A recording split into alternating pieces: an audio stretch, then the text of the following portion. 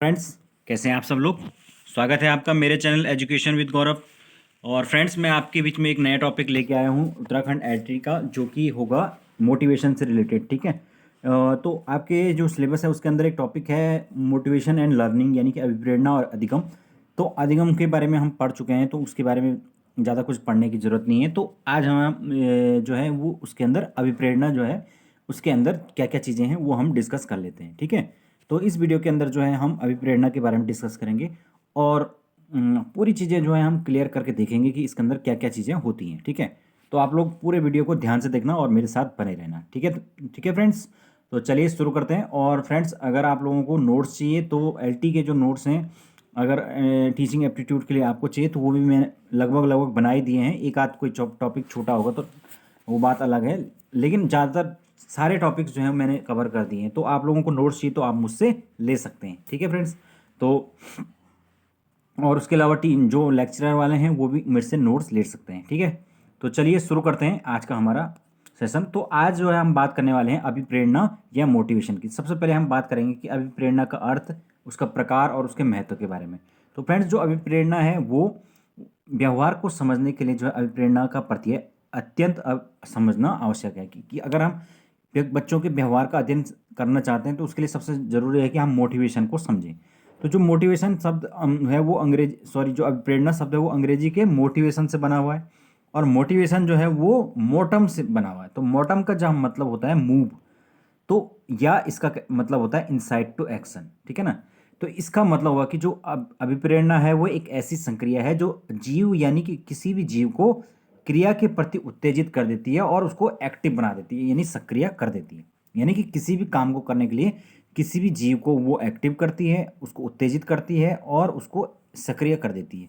तो ये होती है हमारी मोटिवेशन या प्रेरणा। ओके, या अभिप्रेरणा भी इसको कहा जाता है। फिर फ्रेंड्स, इसमें आगे कि जब हमें किसी वस्तु की आवश्यकता होती है तो हमारे अंदर एक इच्छा उत्पन्न होती है। ठीक है। तो सबसे पहले हमें जो है हमें ये चीज़ याद रखनी है कि जब भी हमें किसी चीज़ की ज़रूरत होती है तो हम अभिप्रेरणा के लिए जो पहली चीज़ है वो क्या है? नीड। नीड यानी कि ज़रूरत, कि हमें उस चीज़ की कितनी ज़्यादा ज़रूरत है। ठीक है ना। तो जब उस हमारे अंदर ज़रूरत पैदा होती है तो उसको हम कहते हैं कि उससे हमारे अंदर क्या होती है, उस चीज़ को प्राप्त करने की एक इच्छा, तीव्र इच्छा उत्पन्न हो जाती है। ओके। और ये जो तीव्र इच्छा होती है ये हमारे अंदर क्या करती है, एक ऊर्जा या एनर्जी को पैदा कर देती है। लेकिन उसके बाद जो है हम हमारे अंदर होता है, नेक्स्ट होता है ड्राइव। ड्राइव का मतलब होता है फ्रेंड्स कि चालक। तो चालक का मतलब होता है कि यहाँ पर जब व्यक्ति, इसको अंतर्नोद भी कहा जाता है। ठीक है, अंतर्नोद। अंतर्नोद भी कहा जाता है चालक को हिंदी में, या चालक भी कहा जाता है। तो ये क्या होता है, जब व्यक्ति के अंदर उस चीज़ को पाने की इच्छा होती है तो वो अंदर से बेचैन हो जाता है, परेशान हो जाता है। तो उसको कहते हैं अंतर्नोद या ड्राइव। ठीक है। तो ये हो गया दूसरा स्टेप। और तीसरा जो स्टेप है फाइनली वो होता है इंसेंटिव। ठीक है ना। इंसेंटिव, या उसको वो चीज़ अचीव हो जाती है और उसके अंदर की वो इच्छा समाप्त हो जाती है। ठीक है। फॉर एग्जाम्पल के लिए, अगर मुझे भूख लगी है तो मेरे अंदर क्या होगी, एक इच्छा उत्पन्न होगी कि यार मुझे भूख खाना चाहिए, और मैं बेचैन हो जाऊंगा। और उसके बाद जब मुझे वो खाना मिल जाएगा तो उसके अंदर मेरे भूख की जो है वो उसकी तृप्ति हो जाएगी, और फाइनली जो है मुझे एक तरह से इंसेंटिव मिल गया। अब मेरे अंदर की जो ड्राइव है वो खत्म हो चुकी है। तो इस प्रकार से ये मोटिवेशन काम करता है। तो वही चीज़ ये यहाँ पर कह रहे हैं। इसके फलस्वरूप ऊर्जा उत्पन्न होती है जो प्रेरक शक्ति को क्या करती है, गतिशील बनाती है। प्रेरणा इन इच्छाओं और आंतरिक प्रेरकों तथा क्रियाशीलता की सामूहिक शक्ति के फलस्वरूप उत्पन्न होती है। ठीक है।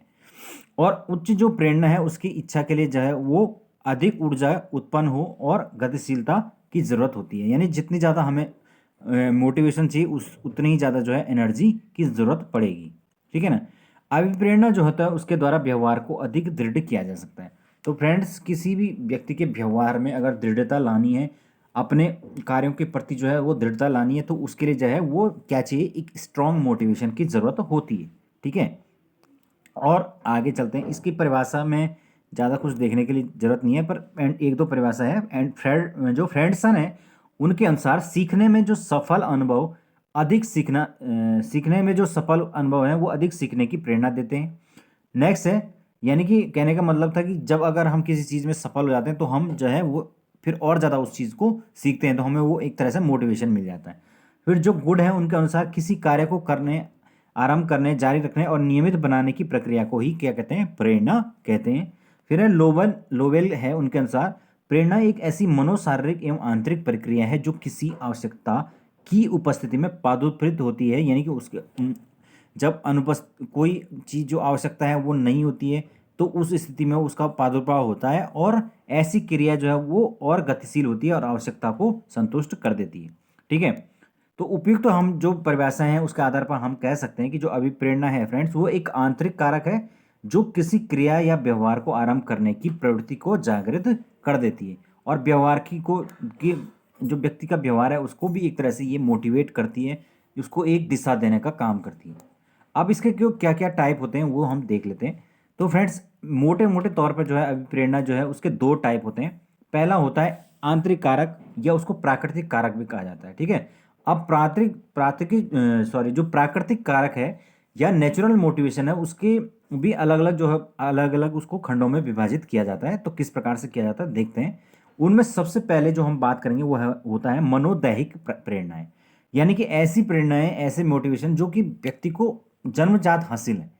जैसे कि अगर उसको भूख लग रही है, प्यास लग रही है, काम की भावना, चेतना, आदत, भाव, उसके अंदर कुछ संवेगात्मक प्रेरणा यानी कि इमोशनल जो है मोटिवेशन, ये सारी चीज़ें उसे क्या मिली हैं, जन्मजात मिली हुई हैं।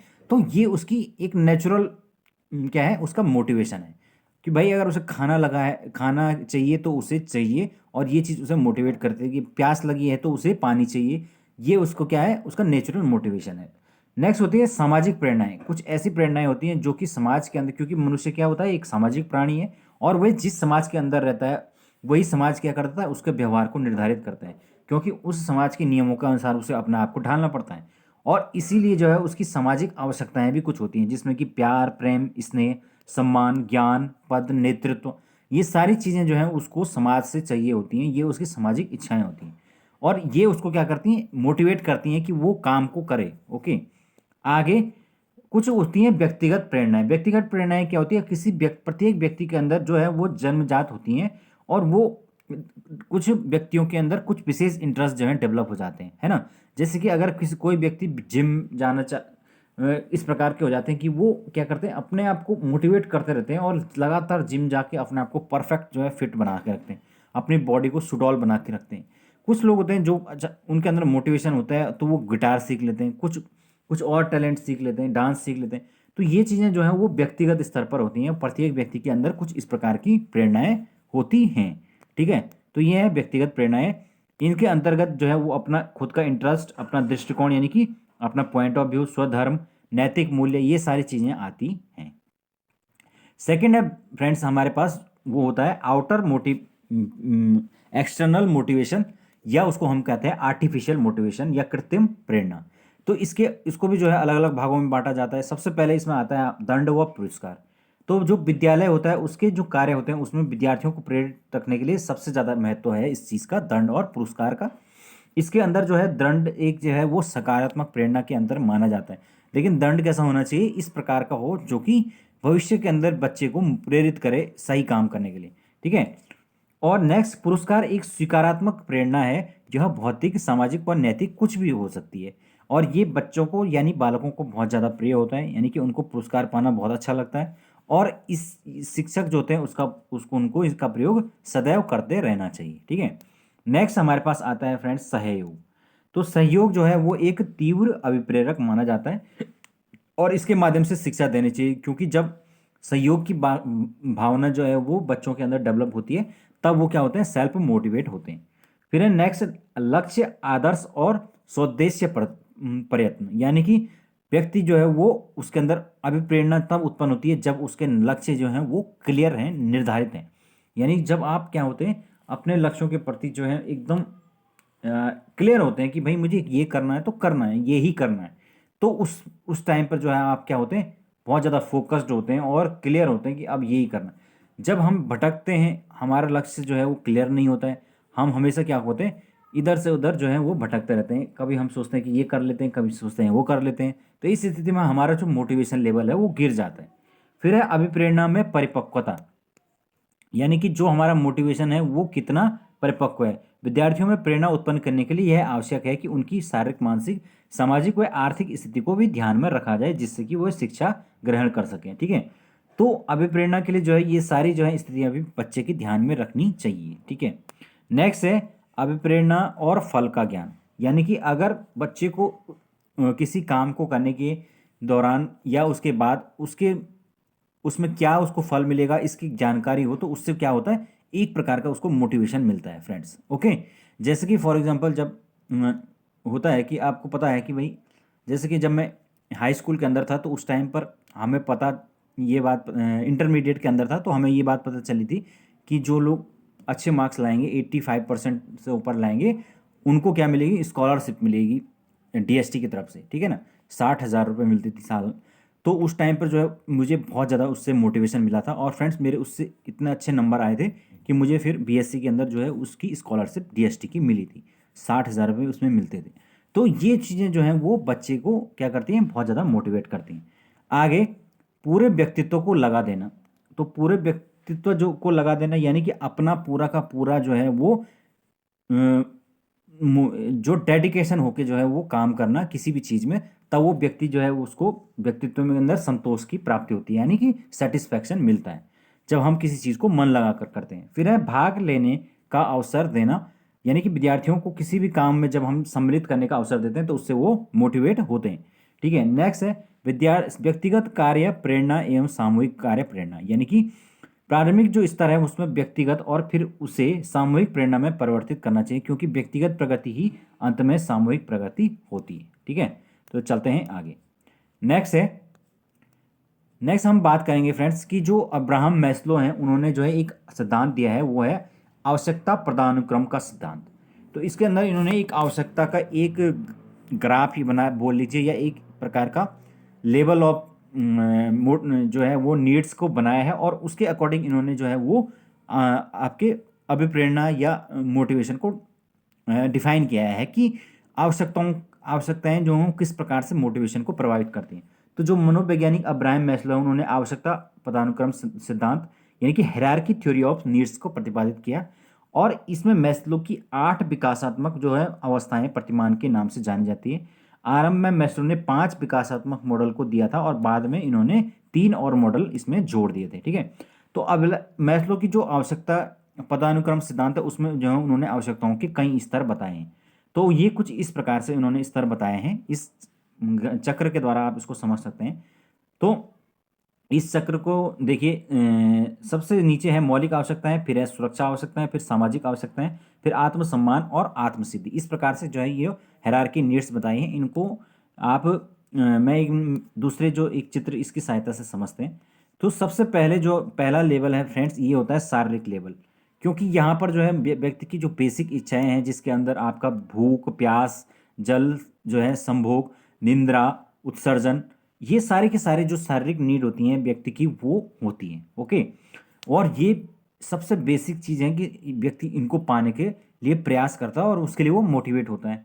जब व्यक्ति की ये नीड्स जो हैं वो पूरी हो जाती है, कंप्लीट हो जाती है, तब उसको सेकंड जो उसकी नीड्स होती हैं वो सुरक्षा संबंधी नीड होती है, जिसमें वो अपने लिए अच्छा रोजगार चाहता है, घर चाहता है, ठीक है ना, संपत्ति जो उसकी बनी हुई है उसको इसकी सिक्योरिटी चाहता है, ये सारी चीज़ें उसको चाहिए, परिवार चाहिए।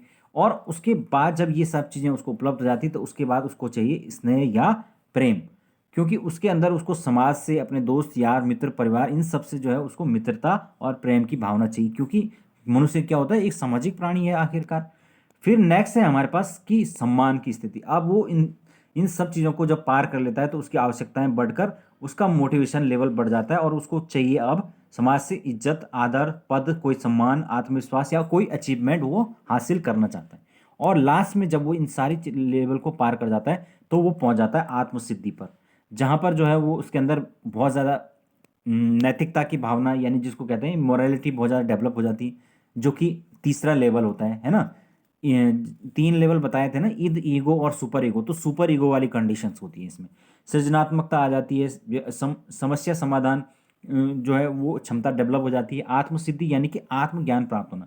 तो फ्रेंड्स इस स्तर तक जो है बहुत कम लोग ही पहुंच पाते हैं, ज़्यादातर जो लोग होते हैं वो यहाँ तक ही जो है वो जीवन के अंदर अचीव कर पाते हैं। ठीक है, तो इस प्रकार से ये सारी की सारी चीज़ें जो हैं वो हायरार्की रूप से चलती हैं, और इसको जो है वो मैस्लो ने बताया कि ये क्या होता है, अभिप्रेरणा या मोटिवेशन का कारण बनते हैं। ठीक है, तो इस प्रकार से ये होता है। अब अभिप्रेरणा के संबंध में उन्होंने कुछ और सिद्धांत भी दिए हैं, जिसमें जो है वो अगर हम बात करें तो मूल प्रवृत्ति का सिद्धांत है जो कि मैकडूगल के द्वारा दिया गया। फिर उसके अलावा है मनोविश्लेषण का सिद्धांत, ये सिगमंड फ्राइड जो है इस सिद्धांत को मनो लैंगिक विकास के सिद्धांत के नाम से भी जाना जाता है। फिर अंतर्नोद का सिद्धांत जो है वो हल के द्वारा दिया गया। फिर नेक्स्ट है हमारे पास प्रोत्साहन का सिद्धांत, वो है बोल्स और कॉफमैन उनके द्वारा दिया गया। फिर है शरीर क्रिया का सिद्धांत, ये दिया गया मॉर्गन के द्वारा। और अधिगम का जो सिद्धांत है वो दिया गया कर्ट लेविन के द्वारा। इस तरीके से ये जो 6 सिद्धांत हैं ये इंपॉर्टेंट है। ये 6 के 6 सिद्धांतों के आपको नाम याद रखने हैं, ये मोटिवेशन के सिद्धांत के अंतर्गत आते हैं। ठीक है, नेक्स्ट है, अब इसमें कुछ क्वेश्चंस जो है मैंने इसमें डाले हुए हैं, देखते हैं इसमें क्या है। स्नेह प्राप्त करने की इच्छा, ये अभिप्रेरणा के संदर्भ में क्या है, तो ये क्या है, स्वाभाविक अभिप्रेरणा है। ओके, यानी कि नेचुरली हम इस चीज़ को, ये हमारे अंदर मोटिवेशन को पैदा कर देगी। नेक्स्ट है क्रिया को प्राप्त करने और जारी रखने और नियंत्रित करने की प्रक्रिया, ये क्या कहलाती है, अब हम अभिप्रेरणा या मोटिवेशन कहलाती है। फिर अभिप्रेरणा अंग्रेजी किस भाषा का शब्द है, तो ये मोटिवेशन से बना हुआ है। कौन से जो प्रेरक हैं वो वातावरण के संपर्क में आने से विकसित होते हैं, तो अर्जित जो प्रेरक होते हैं वो वातावरण के संपर्क में आने से विकसित होते हैं। नेक्स्ट है अभिप्रेरणा से संबंधित व्यवहार के लक्षण है, तो अभिप्रेरणा से संबंधित जो व्यवहार है उसके लक्षण है उत्सुकता, यानी कि जब उत्सुकता किसी चीज़ को लेकर होगी तब हमारे अंदर उसको लेकर मोटिवेशन आएगी। नेक्स्ट है व्यक्ति जन्म के संबंध कौन से प्रेरक लेकर आता है, तो ये सामाजिक प्रेरक। फ्रेंड्स इसका जो उत्तर होगा सामाजिक नहीं होगा बल्कि मनोदैहिक होगा। ओके, अभी हमने बताया ना कि मनोदैहिक जो प्रेरक होते हैं जिसमें अंदर भूख प्यास होती है, काम, ये सारी भावनाएं जो होती हैं ये व्यक्ति जन्मजात लेकर आता है। ठीक है, नेक्स्ट है स्वधारणा प्रेरक है, तो स्वधारणा प्रेरक क्या है, चेतावनीपूर्ण आंतरिक धारणा। ओके, फिर है नेक्स्ट वह कारक जो व्यक्ति को कार्य करने के लिए उत्साह बढ़ाता है या घटाता है, वो क्या है, अभिप्रेरणा। अभिप्रेरणा को प्रभावित करने वाले कारक कौन कौन से हैं, तो ये तीनों कारक जो हैं, आकांक्षा यानी कि एक्सपेक्टेशंस, आवश्यकताएं, नीड्स, इंटरेस्ट, संवेगात्मक स्थिति यानी कि इमोशनल स्थिति, ये सारी चीज़ें अभिप्रेरणा या मोटिवेशन को प्रभावित करती हैं। अभिप्रेरणा के कितने सिद्धांत हैं, तो 6 सिद्धांत अभी हमने बात की। फिर है जो मैकडूगल की मूल प्रवृत्ति का सिद्धांत है वो किसने दिया, तो वो मैकडूगल ने दिया, अभी हमने देखा। अभिप्रेरणा का वह कौन सा सिद्धांत है जो संकल्प शक्ति पर बल देता है, तो ये ऐच्छिक जो सिद्धांत है ये संकल्प शक्ति पर बल देता है, यानी कि जब हम खुद से जो है ऐच्छिक रूप से कोई काम करने चाहते हैं तो हमारी संकल्प शक्ति क्या होती है, सबसे ज़्यादा होती है, तो ये इस सिद्धांत के अंदर बोला गया है। फिर है अभिप्रेरणा प्रेरणा उत्पन्न होती है, तो ये जन्म से होती है, अभिप्रेरक सॉरी, तो अभिप्रेरक के अंदर वो नेचुरल स्टिमुलस जो अभिप्रेरक उनकी बात कर रहे हैं जिसके अंदर भूख प्यास काम ये सारी भावनाएं आती हैं। ठीक है, नींद हो गया, पलकें झपकाना, ये भी एक प्रकार का अभिप्रेरक है जिसको हम बदल नहीं सकते। नेक्स्ट है अभिप्रेरणा के संदर्भ में भूख है, तो अभी हमने बात की थी कि जो आवश्यकता होती है उसके बाद जो है जब आवश्यकता बढ़ती है तो उसके बाद क्या हो जाता है, अंदर व्यक्ति के अंदर ड्राइव यानी कि चालक बढ़ जाता है, चालक को हम क्या कहते हैं, अंतर्नोद कहते हैं। तो अभिप्रेरणा के संदर्भ में भूख क्या हो जाएगा, जब भूख भूख आपको लगेगी तो आपके अंदर एक तरह से एक प्रकार की ये आपकी आवश्यकता हो गई और उससे आप परेशान हो जाएंगे, तो वो क्या कहलाएगा, अंतर्नोद कहलाएगा। फिर है अधिगम सर्वोत्तम होगा जब अभिप्रेरणा होगी, यानी कि जब मोटिवेशन होगा तब सबसे ज़्यादा लर्निंग की जाएगी। जब आप अंदर से मोटिवेट होंगे तो आप क्या करेंगे, पूरी जी जान लगा के पढ़ाई करेंगे। फिर है कोई भी आंतरिक कारक या अवस्था जो क्रिया को आरंभ करते हैं रखने वाली प्रवृत्ति है वो कहलाती है अभिप्रेरणा। नेक्स्ट है उपलब्धि अभिप्रेरणा किन लोगों ने काम किया है, तो ये नेक्स्ट इनका नाम है मैरीलैंड और एटकिंसन, इन्होंने उपलब्धि अभिप्रेरणा के ऊपर काम किया है। ठीक है, नेक्स्ट है अभिप्रेरणा। उपलब्धि अभिप्रेरणा का मतलब हो गया कि मतलब जब आप किसी चीज़ में किसी चीज़ को अचीव कर लेते हैं, उपलब्धि हासिल कर लेते हैं, तो वो आपको क्या करती है, और ज़्यादा मोटिवेट करती है उस क्षेत्र में बढ़ने के लिए। ओके, नेक्स्ट है अभिप्रेरणा के संदर्भ में प्यास है, तो अभी हमने बात की भूख प्यास वगैरह ये सारी चीज़ें अंतर्नोद के अंदर आती। फिर है अधिगम तक पहुंचने के राजमार्ग को क्या कहा जाता है, तो अभिप्रेरणा कहा जाता है। फिर अभिप्रेरणा के किस कारक का प्रभाव नहीं पड़ता, तो भौतिक जो संरचना है उसका प्रभाव नहीं पड़ता है। तो फ्रेंड्स ये तो हमारा आज का जो टॉपिक है अभिप्रेरणा। आई होप है आप लोगों को ये चीज़ें समझ में आई होगी। ठीक है, तो अभी के लिए इतना काफ़ी है। ठीक है friends, thank you so much, good night.